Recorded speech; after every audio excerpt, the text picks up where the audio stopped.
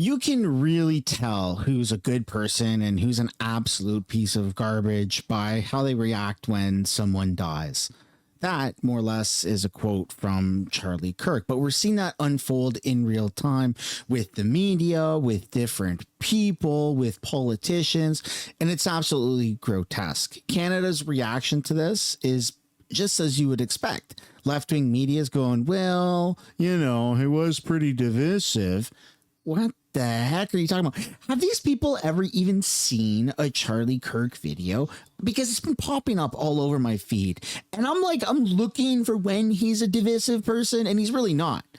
He's a pretty freaking reasonable lad who very much wears his religion and his faith in Jesus Christ right on his sleeve, and he presents himself in a very good way. That's somebody that you would want to invite to your family for Thanksgiving dinner because they wouldn't embarrass you. He's able to professionally present himself, and the media just seems to hate people like this. So we're going to be taking a look at a little bit of an update because the FBI has made a recent announcement, and then we got Pierre Poilievre's response to this, and we have Canadian Prime Minister Mark Carney, who's also given an update on some apparently major projects in Canada that we just know aren't going to happen. If they were going to happen, why haven't they happened, right? He had the same playbook that Justin Trudeau had. So why didn't Trudeau do it? Why hasn't Carney even done anything yet? It's so aggravating. And I'm so furious. My goodness. Welcome back to the channel. Welcome back to another video, everybody. Before we get into it, I do want to encourage you all to hit the like button and subscribe if you haven't yet already. If you're feeling angry, join the club, man. I think everyone's feeling it today. All right, let's get right into this, shall we? So based on the information that's currently available, and as you can expect, it is changing rapidly as this is all part of the investigation, is this considered terrorism under U.S. law? Yes. So there are a lot of different definitions of terrorism under U.S. law, and usually it's a sentencing enhancement, right? Although some states have definitions. We don't really know what the motive is now, so it's hard to tell if it fits into various definitions of terrorism. My guess, my speculation is, given the profile of the attack and the profile of the victim, that this probably is an incident that was politically motivated by political grievances, and thus would broadly be considered a terrorist attack, a terrorist incident. But again, until we get the full picture, it's really hard to say. Yeah, of course, a specific motive, as this is still very early in the investigation. It was a trans person or trans activist, most likely, that literally engraved into the bullets that they had specifically set aside for Charlie Kirk in this ultra planned out assassination. It's just disgusting. Yeah, this is a terrorist attack. And this is what happens when you freaking start disregarding Western culture. Western culture is founded on Christianity, right? And we've somehow along the way just stopped glorifying having families, husband and wife. Wife might get to stay at home while the husband works and she raises the kids. We've stopped doing that. In fact, our culture has shifted us away from that with politicians, with feminism, with wokeism. And now we're left in this weird freaking puddle, this murky puddle of hatred, divisiveness. And it doesn't seem like the West has any real identity right now. Now, America's level of patriotism is really starting to come back, especially after grotesque acts like what we just saw yesterday against Charlie Kirk. But man, oh man, it's so pathetic. The simple answer is yes. This was an act of terror. It's not hard to say that. Investigation is not yet confirmed. Now, your team collects data on political violence events. What does the data tell you whether we're seeing an increase in politically motivated killings, particularly in the U.S.? Yeah, so we have a database that's called the Terrorism and Targeted Violence Database, which allows us to actually compare incidents that are politically motivated versus other types of grievance motivated violence, right? So like the school shootings, for example, or workplace violence. And one thing we've noted, we did a comparison of the first 6 months of 2025 compared to the first 6 months of 2024, and there is a very significant increase in the number of incidents that are classified as terrorism because of that political motivation. First 6 months of this year, we've seen 150 incidents, both attempted plots that were disrupted as well as those that were successfully carried out. This compares to 83 such incidents in the first 6 months of 2024. So that is a large increase. And it's happening in a context of increased violence in general. During the same time period, we saw 520 total terrorism and targeted violence events this year compared to 375 last year. But you refuse to acknowledge that it's mostly fueled by left-wing propaganda, and that's the problem with our media. That's the problem with most of our politicians, is they just are fueling this hatred and divisiveness for what? Clicks, for ad revenue? It's insane. It's disgusting. It's killing our people. It's gross. And then on the opposite side of the spectrum, we've got conservatives actually taking a strong stance. Now, yes, I've been pretty critical of Pierre Poilievre, but I'm coming around. I think he's winning me over again. So there is some good news in this video. Not that it matters what I think, but here's Pierre. Oh my God, I can't talk. Here's Poilievre Pierre's take on Charlie Kirk. This is what a real leader should be saying. The only one in Canada to have said this. Please allow me to offer my condolences to the family and loved ones of Charlie Kirk, the 31-year-old father of two who was mercilessly assassinated yesterday at a university campus for having expressed contrary views. Universities are supposed to be places of debate where differing opinions can be offered and exchanged in peace and security. We must all unite, regardless of our political views, around a simple principle: political violence is never acceptable. Every person should be free to express their opinion without fear of violence. Yeah, it's just discussing what's happened, and this is obviously having a massive ripple effect here in Canada. And then we got to talk about the weapon that was actually used for this, because we have some updates from investigators. Let's have a look here. We learned that they're still looking for the suspect in this case, and they say they're working around the clock. They're essentially exhausting every lead, following up on every tip, interviewing persons of interest at this point, and they've had a few breakthroughs. Now, here's what they said. At 11:52 a.m., they say that they believe the suspect, who blended in well, they say, with the campus community, about college age, arrived on campus at Utah Valley University using stairwells then to get up onto the roof and go across the roof to the shooting location. They say at 12:20 p.m., that is when Charlie Kirk was shot.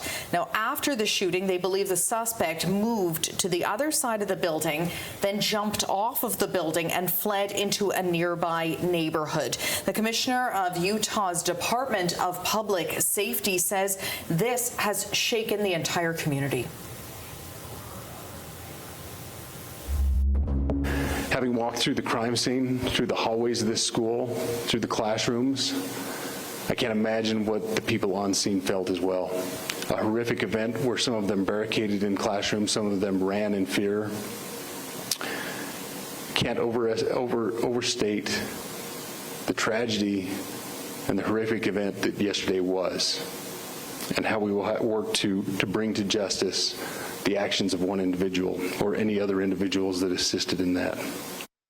Now, we're also learning that they have recovered a weapon, the weapon that they believe was used in this shooting. They say a high-powered bolt-action rifle is what has been discovered. It was discovered in a wooded area, they believe, where the suspect fled to after the shooting. They're analyzing that weapon, as well as footprints, forearm imprints, and palm prints, as well as speaking to witnesses. They also say they have a lot of video surveillance footage from doorbell cameras in that that neighborhood.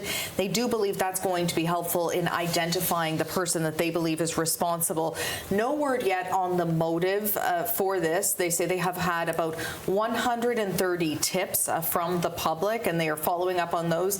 They say they don't believe that the community is at risk. Now, they do say as well that they spoke to Charlie Kirk's wife, Erica. They say she is devastated. His body was taken from the hospital where he died, Arthi, taken to the medical examiner's office. They say they do expect to be able to release his body to the family today. Okay, thank you for the update on this. Absolutely disgusting. And the manhunt continues for this vile piece of absolute filth and garbage. And I mean, even the Utah governor came out and recently said that, hey, we still have the death penalty in Utah. So who knows what's going to happen when this piece of garbage is found. But let's get back to some Canadian news, shall we? Carney announces 5 major projects to be reviewed for fast tracking. In an announcement today, the first 5 major projects that will be reviewed for fast tracking approval under Ottawa's Bill C5, so that he's working with Alberta on a carbon capture and storage project that could ultimately lead to a new oil pipeline.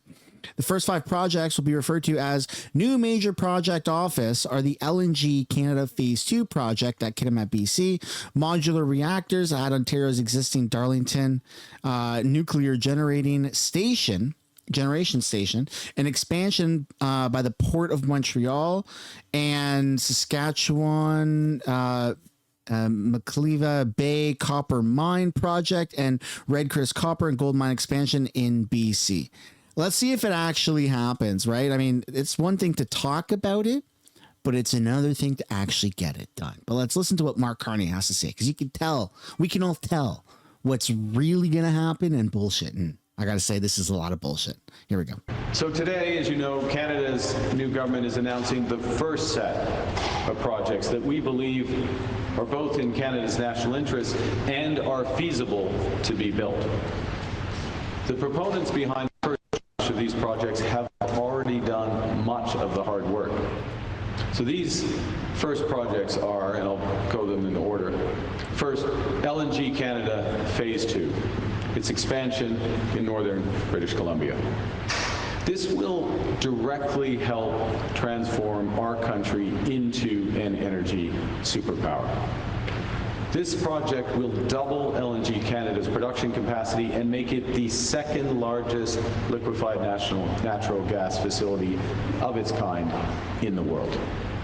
It will diversify our trading partners, help meet global demand for secure, low-carbon energy, and support tens of thousands of new high-paying careers.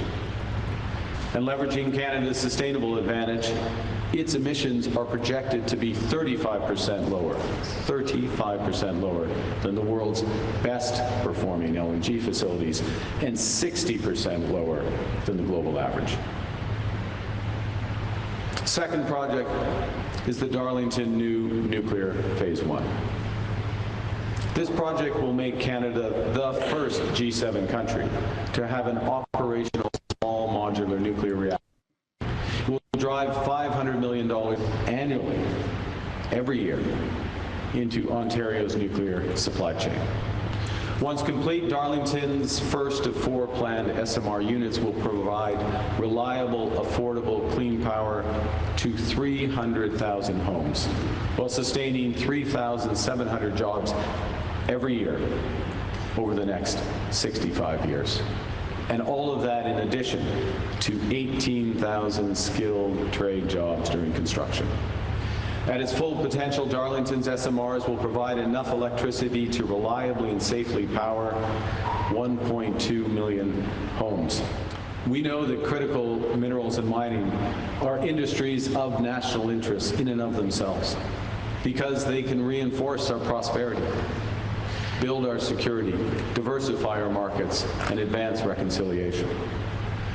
And to these ends, we are referring the McKinvena Bay Foreign Copper Mine in east central Saskatchewan and the Red Chris Copper and Gold Mine in northwestern BC.